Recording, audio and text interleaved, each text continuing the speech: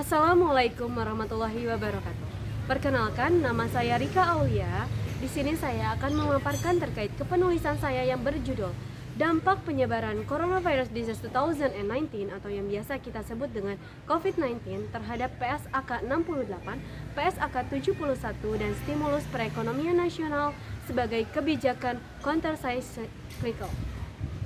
Peningkatan penyebaran coronavirus disease atau COVID-19 di berbagai dunia, terutama di beberapa negara yakni Amerika, Spanyol, dan Italia yang membuat kondisi perekonomian semakin memburuk. Beberapa lembaga seperti International Monetary Fund atau IMF memproyeksikan bahwa perekonomian hanya tumbuh mencapai minus 3%.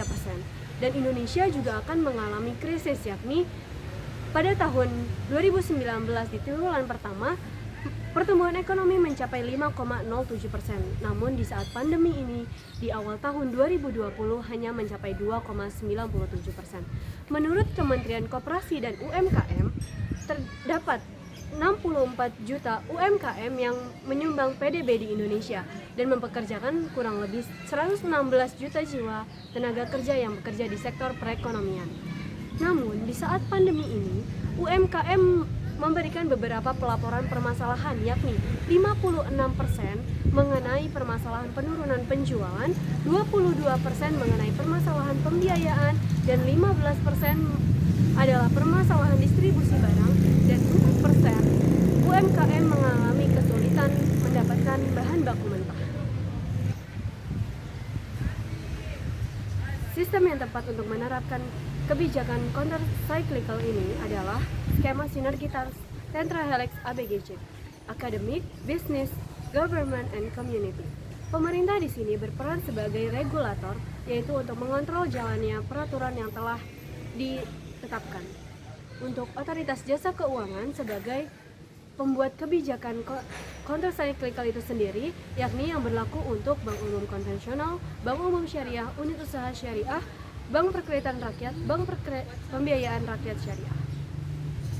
Selain itu, Ikatan Akuntan Indonesia atau IAI berperan sebagai pengkaji dan juga publikasi PSAK 68 dan juga PSAK 71.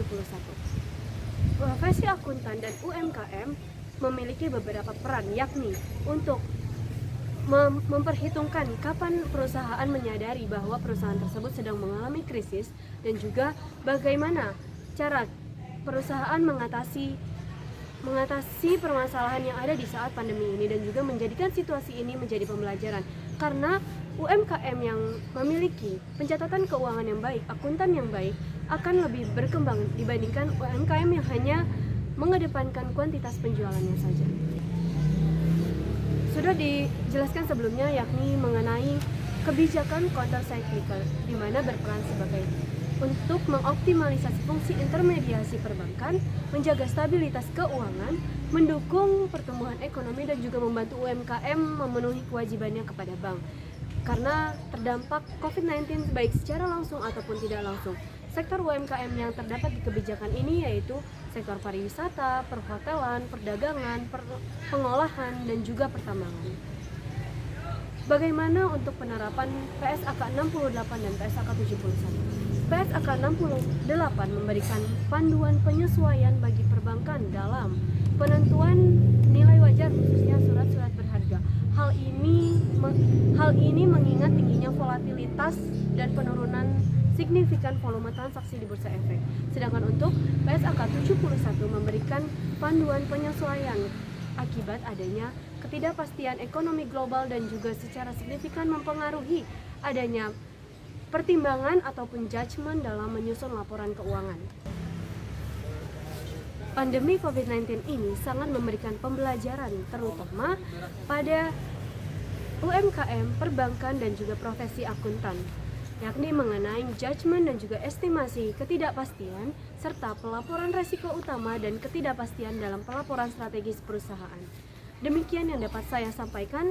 Kurang lebihnya mohon maaf. Wassalamualaikum warahmatullahi wabarakatuh.